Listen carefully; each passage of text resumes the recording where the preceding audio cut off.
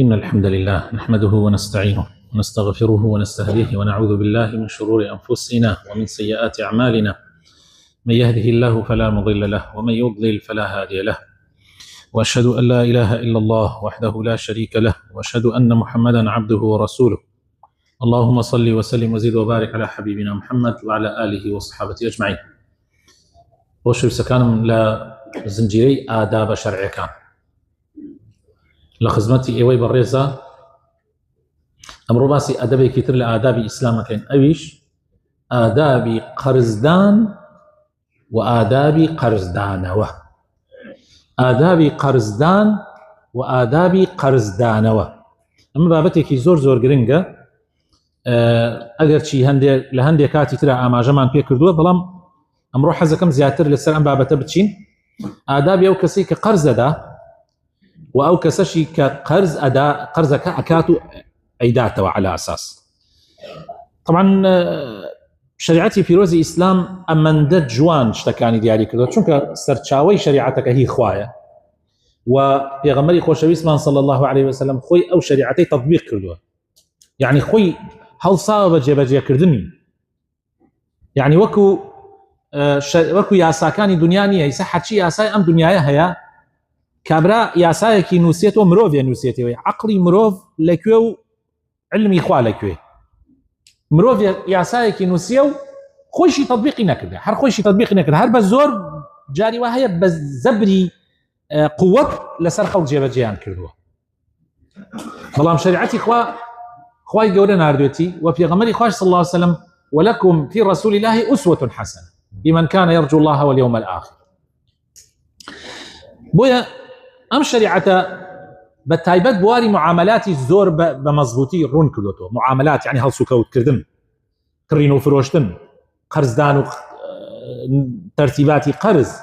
ام بابتاني زور بجواني ورد كردوتو شريعتي اسلام تاوكو خلقي بجيانيكي آسودي بجين ببختوري بجين هر كسي پابندي ام شريعته بقد زررناك هر كسي بندي ام شريعه النبي والله دنيا شيء الروخي قيامتي شيء الروخي دنيا روي رشبه لقيامتي شر روي رشبه لبره وبرزان ام بابته زور گرنگا حموتان بيزان آداب قرزدان يسقشت من بارمانيا حد من عليكي بتشكو ولا جلفاني 1000 دينار هي خلو داوي قرض ليك قشت من بيوسن بقرزدان او قرضي شقين حموما جيان واي آداب أو كسيك قرز دا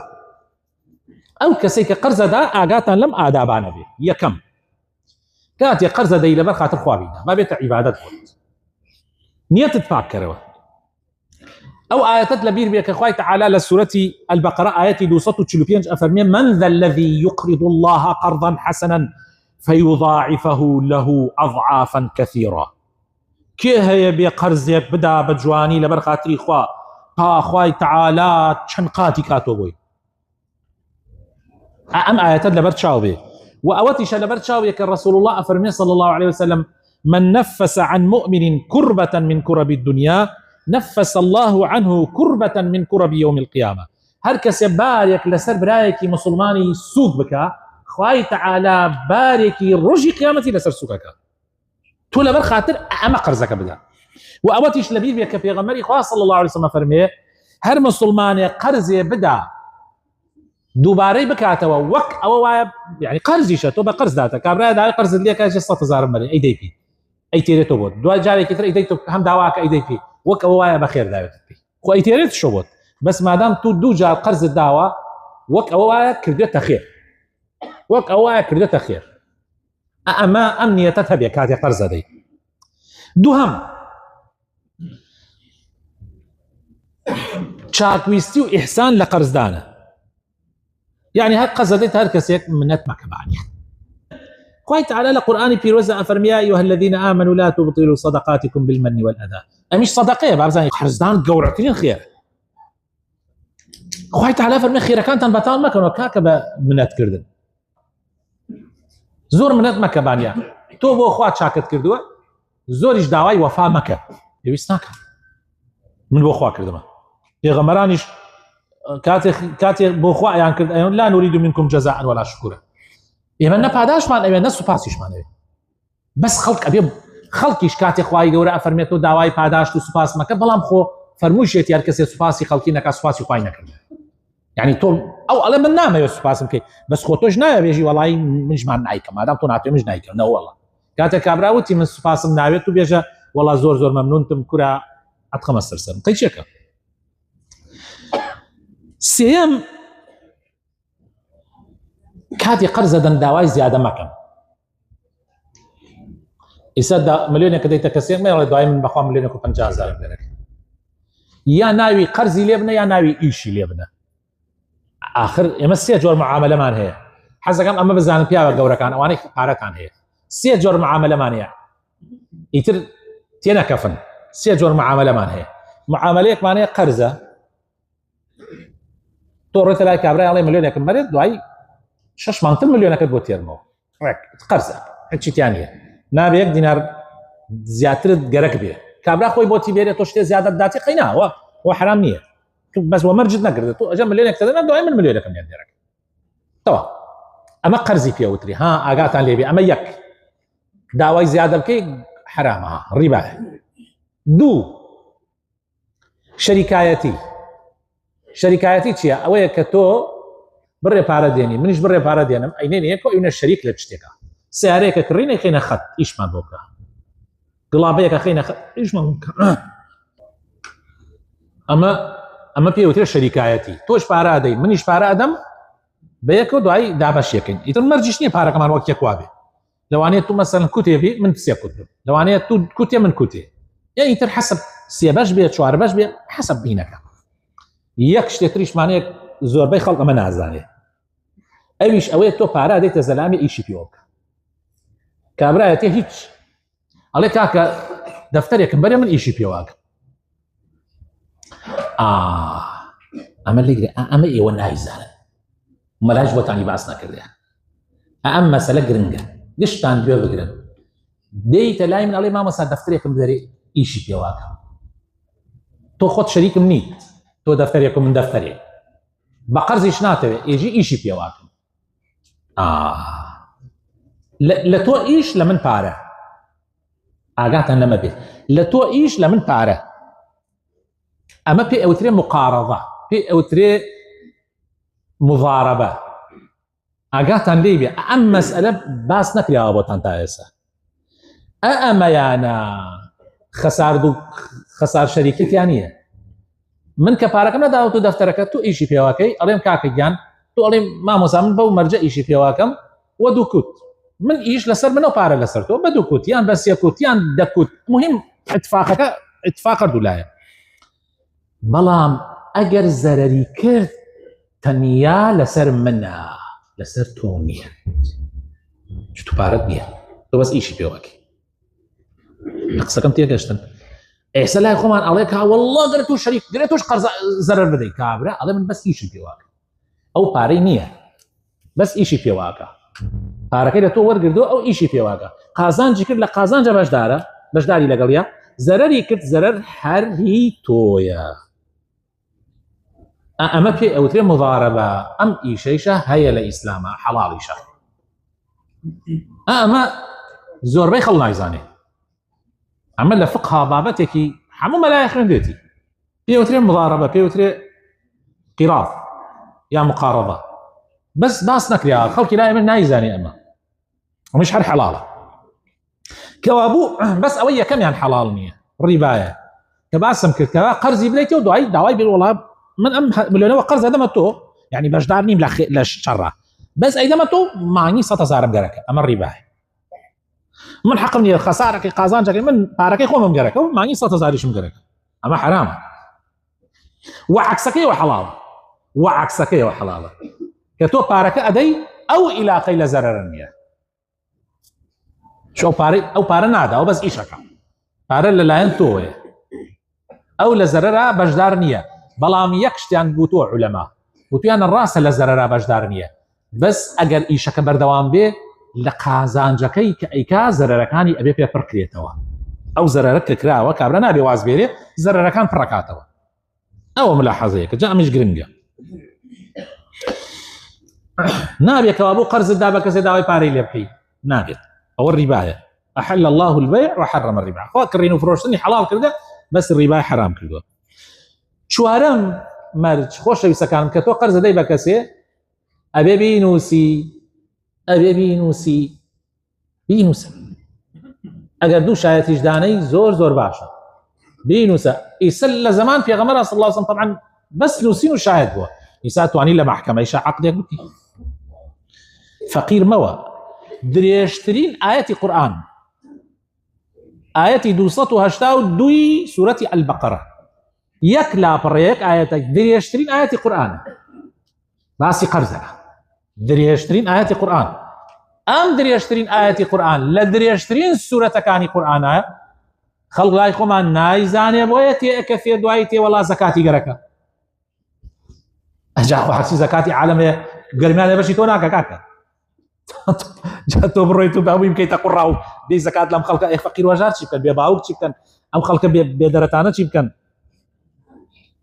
ئەم مەسەلەکەیە خەڵک ئەو ئاەتە تەطبیق ناکە ئەو ئاەتەی تەطبیق نەکردووە خوای تەعالا ئەفەرمێ بینووسە عەقدی لە مەحکەمە پێ بکە تۆ کابرا ئەم هەموو پارە بە ئاسانی دەست نەکەوتووە ئەم پارەیە تۆ چۆن خێتە دەستی کابرایە بەبێ ئەوەی شتێک هەبێ لە بینە ئەمە مەوزوعەکان خۆشەویستەکان جا درێژترین ئاەتی قورئان لە درێژترین سورەتی قورئانە لاپەڕەی 48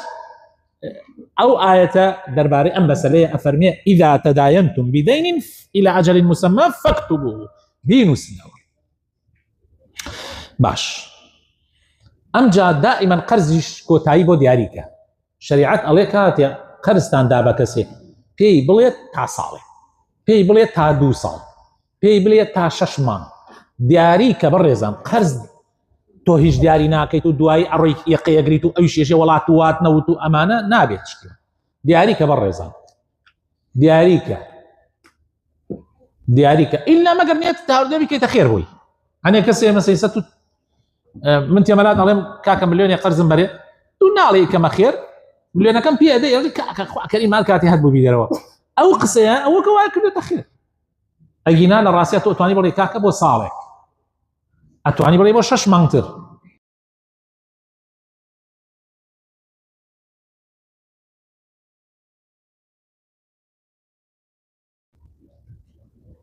ئەمانە زۆر زەرورە بەڕێزان پێنجەم ئەگەر کەسێک لە کاتوایە نەیتوانی قەرزەکە بداتەوە چاڕێک کارە جاری واحەیە ناتوانێت خوای تەعالایش لە قورئانە فەرمێ وإن كان ذو عسرة فنظيرة إلى ميسرة يعني ئەگەر کابرا نەیبوو تۆزێک ئێوە لە بینتانە پیاوەتی هەبووە چاکە هەبووە چەند جا معاملەتان کردە کاکە کابرا ئێستا بەدەستێ نیێت چاوەڕێ بکە دوای عیدات و پێ ئەگەر هەیبوو ئینشاءالله پێغەمبەری خوا صلی الله علیه و سلم فەرمیار کەسێک چاوەڕوانی کەسێ بوو کە قەرزی دابوو پێی و چاوەڕوانی بوو ئەوە خوای تەعالای خاتە ژێر سێبەری خۆی لەو ڕۆژێک کە سێبەر نییە لە سێبەری ئەو زیاتر ئەمە نەخێری زۆرە تۆ چاوپۆشی لە کابرا بکەیت پێڵاو مەکە پێی بە زۆر داری خانەکەی بفرۆشێ بە زۆر داری چی بکات جارێکان دنیا بە ئیزنی خوا ئەگەر خوا ڕەحم کە بنی دوورە و قیامەتیش هەڵەسیها تۆ سەبر بکە خوای گەورە ئینشاءالله دەرگا ئەکاتەوە و ژیانیش هەروان نارێ شەشەم ئەگەر کەسێک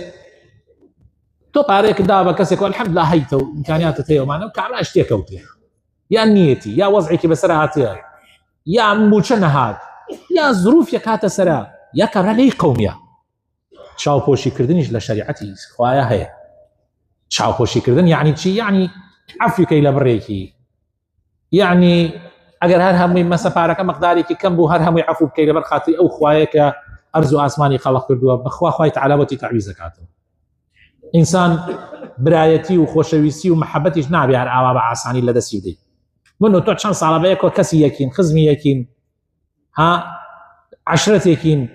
ئیسا زروفێک هاتەتە سەر منا و پارەیەک دا پێم نەمتوانی لە کاتی خۆی بیدەمەوە تۆش وەزمەزانی قەیچێکە دنیا خەڵک بۆ یەکە برا خەڵک بۆ یەکە من چاوەڕێی تۆکەم تۆ چاوەڕێی من بکەین من تو عەفوەکەم تۆ یعنی تەنوش یا هەروایە حەوتەم کاتێ داوای قەرزەکە شتەکەی عەفوی تیش نەکرد بەس کە داوای ئەەکەی وە نەرمی داوای بە زەید بەو کەسە بێتەوە لەوانەیە ئەو کەسە پێی بشکێتەوە لەوانەیە ئەو کەسە حاڵەتێکی پێغەمبەری خوا صلی الله علیه و سلم فەرمی ڕەحمەتی خوا لەو کەسەی کاتێک فرۆشیارە هەر نەرمە، کڕیارە هەر نەرمە، قەرز ئەدا هەر نەرمە، قەرز ئەسێنێت و هەر نەرمە. پیاوێکی نەرمە و نەرمونیانە و گوێن نادا و قسەی ناشرین ناکا و هەڕەشەی کوشتن ناکا و هەنێک کەسێک قەرزێکی داتە یەکێک ئەڵێ وەڵڵا هەرت کوژم، ئەوە نایێت تۆ ئەگەر ئەو بکوژی قوڕەکەتە سەر خۆت و ئەویشە بۆی کوژی ماڵ و مناڵی خۆت بۆ فەوتێنی بە نەرمی بە جوانی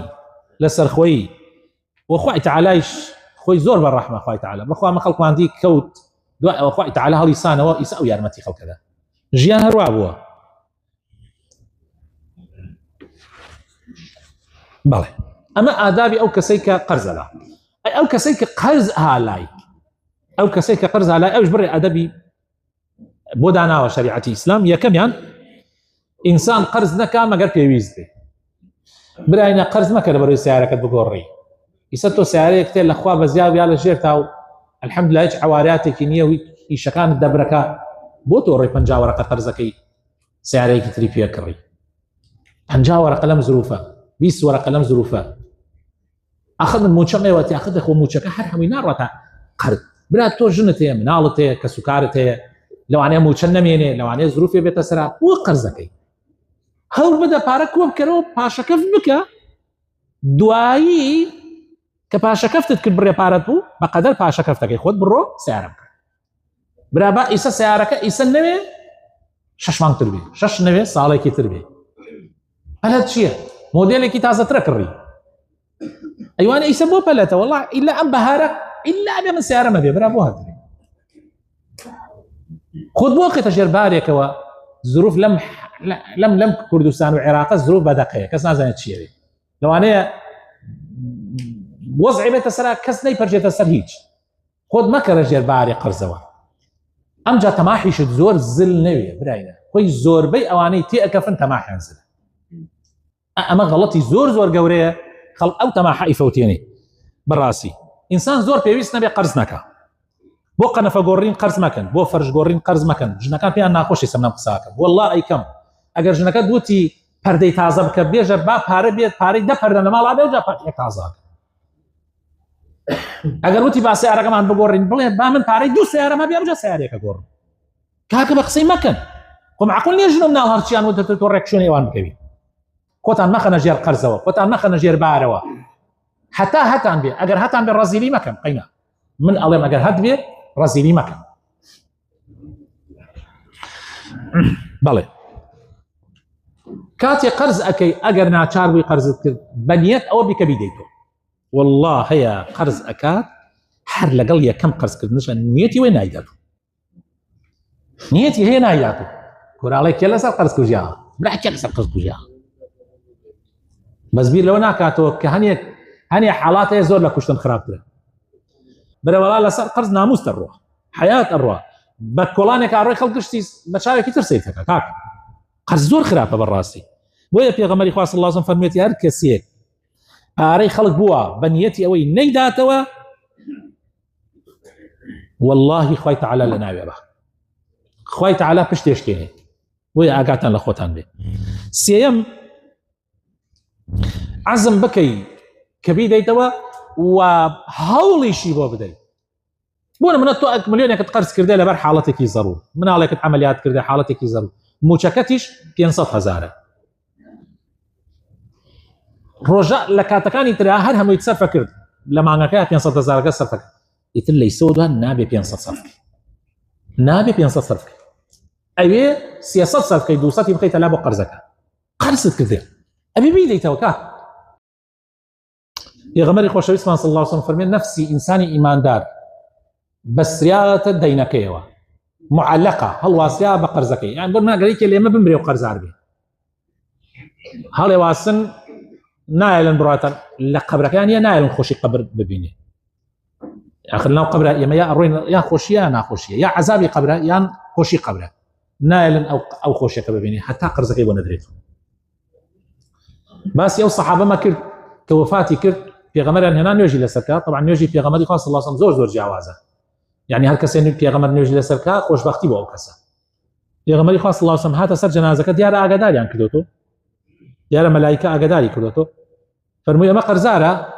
وتیان ئەرە وەڵای پێغەمبەری خوا قەرزارە دەیفەرمووی ئێوە نوێژی لەسەرکە من نایکەم نوێژی لەسەر نەکرد پێغەمبەری خۆست طبعا خزم و کەس و کارەکانی ئەمان زۆر پێ بێتاقەت بوون یەکسەر یەکێک لەوانە هەڵسیاوتی ئەی پێغەمبەری خوا من کەفالەت یەکەم قەرزەکەی من ئەیدەمەوەی فەرمووی ئاخر ئەیدەیتەوە تأكيد ئەوە تۆ سە کەفالەت یەکەم تەواوی پێغەمبەر دوایەوە هەموو جارێ پێغەمبەری خوا صلی الله علیه و سلم ئەیبینی ئەیفەرموو چیت کرد قەرزەکە داوە بەیانی هەم ئەیبینی وای قەرزەکە داوە دوای هەر ئەیبین تا ڕۆژێوتی ئەی پێغەمبەری خوا والله دامەتەوە دەیفەرمووی ئێستا لاشەی سارد بوویەوە ئێستا لاشەی لە سزادان سارد بوویەوە صحابەی پێغەمبەرە لەسەر قەرز عەزاب ئەدرێ صحابەی پێغەمبەرە لەسەر قەرز عەزاب ئەدرێ حتا قەرزەکەیان بۆ داوە کە دایانەوە ئینجا جەستەی وش سارد بوویەوە وێ بەڕێزان با ئاگامان لە خۆمان بێ قەرز هەروە ئاسان نییە من لەو وتارەی بەیانیانە عەرزتانم کرد قەرزار تووشی 4 حاڵەت هاتووە 4 تاوان هەر تاوانێ لەم تاوانە کەبایرە بۆ نمونە تووشی زوڵم هاتووە پێغەمبەری خوا صلی الله علیه و سلم فەرمێ مەطل الغەنی ظلم ئەفەرمێ هەر کەسێک هەی بێت و قەرز بداتەوە نەیداتەوە زاڵمە زوڵم خۆتان نەزانن خوا زاڵمانی خۆش ناوێ ئەوە یەک ئەو کەسەی کە قەرزی کردەوە و هەیەتی نایداتەوە ئێژە نیمە ئەوە درۆیە یا درۆ نییە درۆیە درۆی شێکێکە لە کەبائیر خوای تەعالا خۆشی بە کاذبین نایەت بە درۆزنەکانە نایەت ئەوە 2 3 باشە تۆ کەسێ ئەمە قەرزی داوەتە تۆ ئەمە ئەمانەتێکە دایەتێ دەستی تۆ ئەم ئەمانەتە دوای تۆ بەبی دەیتەوە وانییە ئەمە ئەمانەتەوە بەبی دەیتەوە تۆ نەتداوە خیانەتت لە ئەمانەتەکە خیانەت لە ئەمانەت کە خوای گەورە لە قورئانە ئەفەرمێ إن الله يأمركم أن تؤدوا الأمانات إلى أهلها وأمرك ئەمانەت بگەڕێنەوە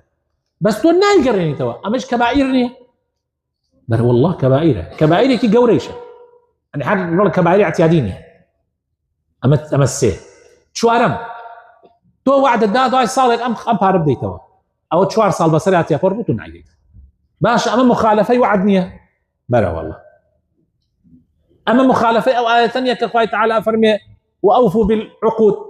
بەرە والله ئەی باشە پێغەمبەری خوا صلی الله علیه و سلم نافەرمێ 3 صفەت هەیە 3 نیشانە هەیە علامة المنافق 3 علامەتی ئینسانی منافقی دووڕوو 3 شتە تۆ لێرە 4 ئەوەی کە قەرز ناداتەوە 4 بەرکەوتووە بەس سیانە با من سیانی بۆ باس کرد ئەگەر قسەی کرد درۆکە ئەگەر ئەمانەتێکت خست دەستی خیانەتی لێ کرد ئەگەر وعدێکی دا وعدەکەی نەبەردەستە طبعا ئەمە هەمووی تاوانی گەورەیە بەڵام ئاگاتان لێ بێ ئەمە کەسێک ناگرێتەوە کەوا فەقیرە چی بکات قەرزێکی لەبەر زەرورەت کردو و ئیسەر لە کاتی خۆیان نیەتی ئەی ئەم کەسە چی بکات ئەم کەسە بە کابرا ئەڵێ زۆر داوای لەبردن تێکم واللهی بەدەستمەوە من درۆ ناکەم بە ڕازگۆیانە ئەڵێم بەدەستمەوە بەس بێتە دەستم ئینشاء الله دەمەوە بێت و هەوڵی بۆ دەم و کۆششی بۆکەم و دیار بێ بۆ نمونە ئەگەر ئەو ملیۆنێکی دابێ پێت کاکە هەر 500 هاتە دەستۆبی دەپی بۆی کابرا دڵی خۆش بێ کە تۆ خەمی قەرزەکە ئاخۆی ئەگەر هەت بوو بە جوانی بی دەرەوە تاخیری مەکە پێغەمبەری خوا صلی الله علیه و سلم باشترین کەستان ئەوانن کە قەرزیان کرد بە جوانی ئەیدەنەوە پێغەمبەری خوا صلی الله علیه و سلم خۆشی قەرزی کردووە براینا وا نەزانن پێغەمبەر قەرزی نەکردووە برا پێغەمبەر وەفاتی کرد قەرزار بوو حەزەکەم بۆ معلوماتتان بزانن یعنی پێغەمبەری خوا صلی الله علیه و سلم کاتی وەفاتی کرد 70 تەنەکە جۆ لە کابرایەکی جوولەکە قەرزی کردبوو 70 تەنەکە جۆ قەرزار بوو لە باتیە درع ئەو قەڵغانەی وا بۆ جەنگ بەکاری هێنا لە باتیە ئەوەی دانابوو لای کابرا لە بارمتەیە یعنی لە ڕەهنە یعنی پێغەمبەری خوا صلی الله علیه و سلم کە وەفاتی کرد قەرزار بوو عیب نییە ئینسان قەرزکە لە حاڵەتی پێویستیە پێغەمبەر بۆیە قەرزی کرد بوو 70 تەنەکە جۆکە بەرەو میوانی زۆر هات بۆ خواردن جۆکەی بۆ نان بەکارهێنا لە ناچاریە چی بکە یعنی تووسە میوانت بێت و مەجبوری یعنی حاڵەتێکی ضرورەتە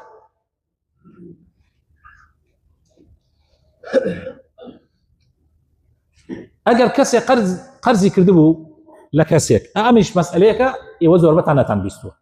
ئەگەر من لە تۆ قەرزم کرد ملیۆنێکم لە تۆ قەرز کرد هەر بە قەرز قەرار وا بەم مامۆستا سیروان ملیۆنێکی داوەتە من ملیۆنەکە ئێدەمەوە وا قەرارە بەڵام من کە ملیۆنەکەمدا هاوردەوە هەمە الحەمدولله هاتە بەردەستمەوەوانە لەگەڵیشیا هەدیەیەکشم بۆی برد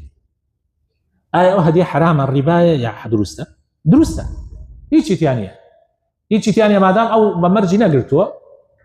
منیش خۆم لە پیاوەتی ئەو ئەلحەمدولیلا پیاوەتی بۆ کردوش ئەیدەم پێی ئەو نەیوتۆ پارەم بەریان پێشی ینی بۆ پێخۆشبوونەوە مەوزوعێکی ترە بەڵام لەوانەیە پێشی خۆش نەڕێ بەڵام من پێدەم ئەوە دروستە و ڕیبا نییە وەرگرتنەکەشی احتیاجیە ئەویش ئاگاتان لێ بێش مەسەلەیەکی گرنگە بە کوردی قەرز ئەگەر ناچار نەبی نەیکەی پێشینانمان وتویانە ئەدەین و هەم باللەیل وذل بالنهار وتویانە قەرز بە شەو خەم و خەفەتە و بە ڕۆژیش زەلیلیە زەلیل دەکات نازانین چی بکەی نازانین چی بۆیە تا ئەکرێ بۆتان قەرز مەکەن ئەگەریش لە ناچاریە قەرزتان کرد هەوڵ بدەن خەمی بخۆن بەڵکو بە قەرزاری نەمرن ئەگەر ئینسان حتا بە قەرزاریش مرد ئەگەر شتێکی هەبێ دوایی بخەنە شوێنەکەی چاک سە پێغەمبەری خوا صلی الله علیه و سلم کاتێک قەرزار بوو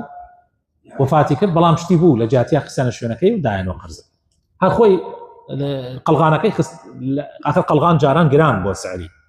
لە باتیا خست بووە ڕەهنەوە هەر ئەوەشی بردەبێت کابرا قەرزەکەی پێداوەتەوە داواکارم خوای تعالی بە خاتر ناو جوانەکانی خۆی ڕەحمان پێ بکە هیدایەتمان بدا دووری ئیمان بخاتە دڵەکانمانەوە یا ڕەبی خوایە ئیصلاحی حاڵمان بکەی یا ڕەبی خوایە دامەزراومان بکەی یا ڕەبی خوایە احتیاجی دەستی نامردمان نەکەی